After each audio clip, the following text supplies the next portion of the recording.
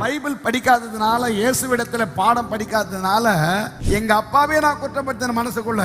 ஆண்டவர், இதெல்லாம் என்னப்பா ஜபம்? ஜபம் பண்ண எல்லாம் கிடைச்சிருமா? எனக்கு தெரியாது, ஜபம் மட்டும் தான் எல்லாவற்றையும் கொடுக்கும் என்ற ஒரு உண்மை எனக்கு தெரியாமல் இருந்தது. பக்கத்துல பார்த்து சொல்லுங்க, உங்க வேலையில தோல்வி இருக்கலாம், உங்க லைஃப்ல தோல்வி இருக்கலாம், நீ ஜபம் பண்ணி பாரு, இதுவரை காணாத வெற்றி இனிமேல கர்த்தர் காணும்படி என் தேவன் செய்வார். எல்லாம் சேர்ந்து சொல்ல, ஜபத்துக்கு வரும் பொழுது, உபவாச ஜபத்துக்கு வரும் பொழுது, நாம் தங்கி இருக்கிற ஜப வீடு முழுவதும் கர்த்தரின் மகிமையினால் நிரப்பப்படும். ஹல்லேலூயா, ஹல்லேலூயா. ஏன் சாத்தான் ஜபத்தை தடுக்கிறான் தெரியுங்களா?